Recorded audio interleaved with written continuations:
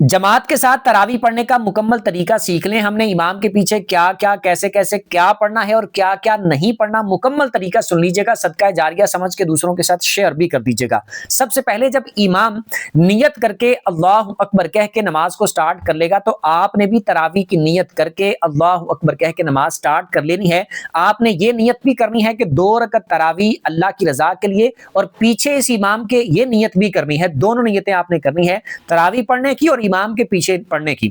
اللہ اکبر کہہ کے آپ نے سٹارٹ کر لی تو آپ نے سبحانک اللہ پڑھنی ہے اور سبحانک اللہ پڑھ کے آپ نے خاموش ہو جانا ہے. امام نے سورہ فاتحہ پڑھنی ہے اور اس کے بعد امام تلاوت کرے گا. آپ نے خاموشی کے ساتھ سورہ فاتحہ بھی اور باقی تلاوت بھی سننی ہے.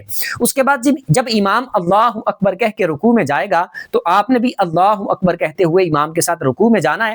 رکوع کی تسبیح سبحان ربی العظیم یہ امام بھی پڑھے گا, آپ نے بھی پڑھنی ہے. اس کے بعد پھر امام جب سمیع اللہ لمن حمیدہ کہتے ہوئے کھڑا ہوگا تو آپ نے ربنا لک الحمد یا اللہم ربنا ولک الحمد یہ کہتے ہوئے کھڑے ہونا ہے.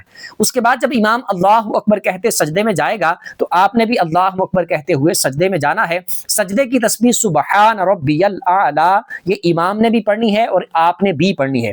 سیم اسی طریقے سے امام کے ساتھ آپ نے 2 سجدے کرنے ہیں. دوسری رکعت کے لیے جب امام کھڑا ہوگا اللہ اکبر کہتے ہوئے تو آپ نے بھی اللہ اکبر کہتے ہوئے کھڑے ہو جانا ہے اور ہاتھ باندھ کر آپ نے خاموشی سے کھڑے رہنا ہے. امام سورہ فاتحہ پڑھے گا, آپ نے خاموشی سے سننی ہے. اس کے بعد امام تلاوت کرے گا, آپ نے خاموشی سے سننی ہے. پھر باقی رکوع اور سجدے سیم اسی طریقے کے مطابق جس طرح میں نے پہلی رکعت کا آپ کو بتایا اسی طریقے سے آپ نے رکوع اور سجدے میں امام کے ساتھ پڑھنا ہے.